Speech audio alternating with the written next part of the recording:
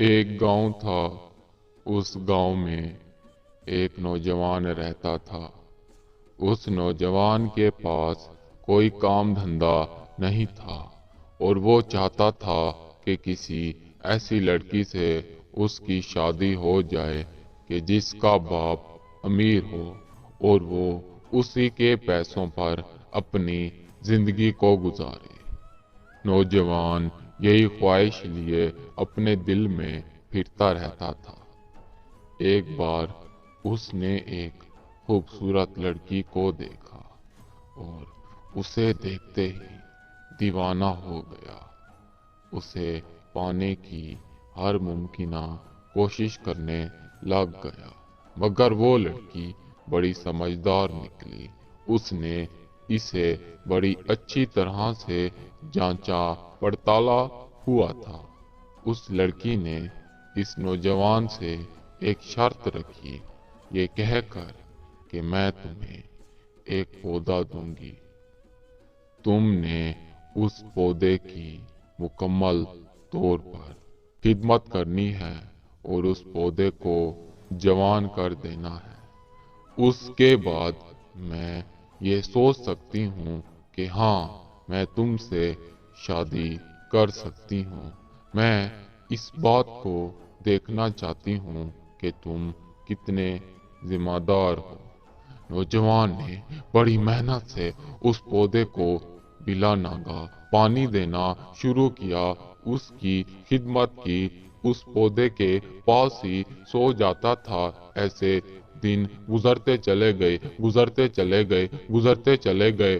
وہ پودا بڑھتا کافی جوان ہو چکا تھا۔ نوجوان کی امید بڑھتی چلی جا رہی تھی کہ وہ بہت جلد اس شرط کو جیت لے گا۔ ایک دن نوجوان بیٹھا ہوا تھا کہ اس کے سامنے ایک غلام کو ہاتھوں میں رسیاں باندھے گھسیٹ کے لے جا رہے تھے۔ تب نوجوان اس کی طرف دیکھ رہا تھا اور دوسرا تاجر اس کی قیمت لگا رہا تھا کہ میں اسے خریدنا چاہتا ہوں اور میں اسے خرید کر اپنے منورنجن کا حصہ بناؤں گا۔ نوجوان یہ سب کچھ دیکھ رہا تھا۔ تاجر نے پوٹلی میں چند سکے دے کر اس غلام کو خرید لیا۔ نوجوان تاجر کے پاس چلا گیا، اس کی خوشامد کرنے لگ گیا۔ تاجر نے نوجوان کو کہا کہ تم یہاں پہ کیا کر رہے ہو؟ نوجوان نے اسے کچھ نہ بتایا اور بات کسی اور طرف موڑ دیا۔ تاجر نے نوجوان کو بولا کہ میں نے یہ آس پاس کا سارا رقبہ خرید لیا ہے اور اب بہت بڑا کارخانہ بنانے والا ہوں، اور جنگل میں جتنے بھی درخت موجود ہیں تم ان درخت کو کاٹنا شروع کر دو۔ میں تمہیں ایک درخت کاٹنے کے بدلے میں 5 اشرفیاں دوں گا۔ نوجوان کی آنکھوں میں بھری بھری دولت نظر آ رہی تھی۔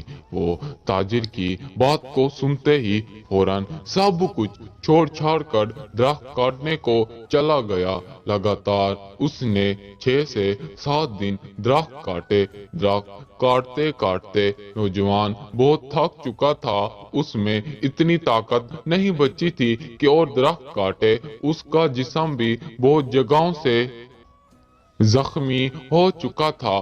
وہ واپس اس تاجر کے پاس گیا اور بتایا کہ میں نے 10-12 درخت کاٹے ہیں۔ تاجر حیران ہو گیا یہ کہہ کر کہ تم تو بڑے کام چور لگتے ہو۔ تاجر نے اسے چند اشرفیاں دی یہ کہہ کر کہ اس کام کو بہت جلدی ختم کرنا تھا، مگر تم نے چند درخت کاٹنے میں ہی اتنے دن گزار دیے۔ نوجوان مایوس ہو کر واپس اس درخت کی طرف گیا تو کیا دیکھتا ہے وہ سارا کا سارا مرجھایا ہوا ہے اور وہ لڑکی بھی وہیں پہ موجود کھڑی ہے۔ تب اس لڑکی نے نوجوان سے کہا کہ میں تمہاری فطرت کو بخوبی جانتی ہوں، آخر میں بھی اسی گاؤں کی رہنے والی ہوں۔ دراصل وہ غلام، وہ تاجر، وہ سب کچھ میرا ڈرامہ تھا۔ तुम्हें आजमाने का कि तुम किस कदर मुझे चाहते हो। मगर बड़ी अफसोस की बात है, अभी तो मैंने सिर्फ चंद सिक्के फेंके और तुम उसी में अपनी असलियत को दिखा बैठे। मैं तो तुम्हारे लिए ना जाने क्या से क्या सोच रही थी, मगर तुमने अपनी औकात वक्त से पहले ही दिखा डाली।